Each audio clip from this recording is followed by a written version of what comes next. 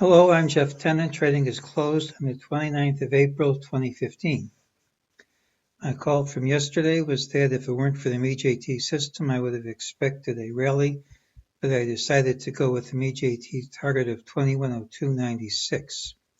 That was the support resistance level of the day. Here's a low at 2102.63, 2103.18, 2102.42. You can see it was support, resistance, and support, so that worked. There's a new target, most likely to print tomorrow based on the mejt system of 2099.25, but unless we gap down, I think it might fail. Let's go over the reasons why. In fact, let me start with a different chart first. I'll come back to today's mejt calls in just a minute.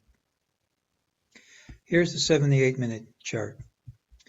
Way back here, a month ago, we have 9 bars of setup and 13 bars of countdown for a combo and sequential buy signal from time to mark.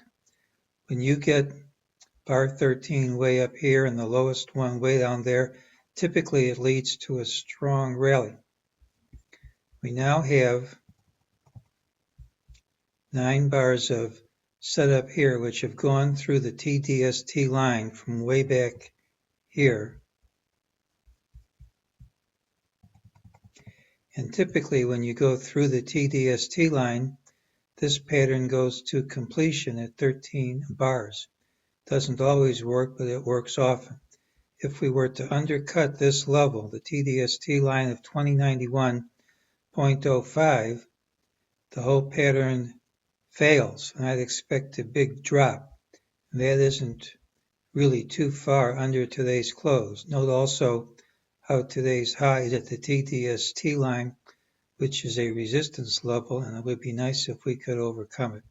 So all other things being equal, as long as 2091.05 holds, this pattern is calling for a good-sized rally. Doesn't mean we have to rally every day.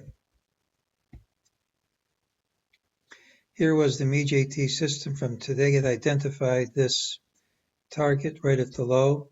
At this low, it said ultimately higher prices would print.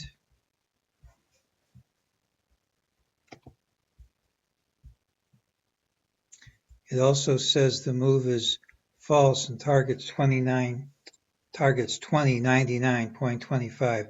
But let's go over what happened yesterday. Here's yesterday's low. The target was a previously defined mejt target. There was an ultimate buy signal right at the low. There was also a page 120 buy signal right at the low.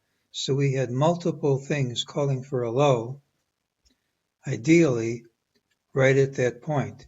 We then pointed out yesterday how this area had been tested so many times and was significant resistance that at some point I would anticipate it breaking higher. As long as this low holds, 2094.89, that still has to be given the benefit of the doubt. Now, we had a number of opportunities for the bears to take us lower today. We had a gap down and a series of lower lows, which is negative, but at the close we couldn't hold on to any of them. So unless we immediately invalidate that recovery by having a gap or a very early print under this low, higher prices should print at some time during the day. We also had a Fed Reserve meeting. Typically there's a 3-leg whipsaw. Here's leg 1 down, which typically telegraphs the direction in which the market's going to move ultimately. We had leg 2, which was larger, which is all according to plan. And then leg 3 is supposed to undercut this low and be larger than this leg. Instead, it stopped short. We recovered over the FOMC announcement price and closed right at the FOMC announcement price. So we had a pattern which typically would lead to a big drop here, which did not pan out. I view this whole pattern today as just consolidating yesterday's gains. And you can confirm that by drawing a Fibonacci grid from the high to the low. You'll see how this mejt target was right at the 38.2% level. You'll see how we hit 14.6, 61.8, 88.66. It's really a Fibonacci clinic, and when you just go back and forth like this and consolidate at Fibonacci levels, to me, it's just consolidating yesterday's big rally from the target low. I think tomorrow's open is going to be critical. Often when we have conflicting signals, I get a gap out of the day's range. If we have a gap under this low, we could still hit this mejt target. But if we have a gap over today's high, and particularly over yesterday's high, it will overcome a lot of resistance. It will leave that number in the dust, and I think we could have a very good rally. And so tomorrow's open is going to be quite interesting. We'll look to see if we get the gap.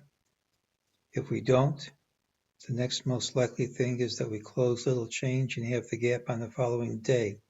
And that's today's call.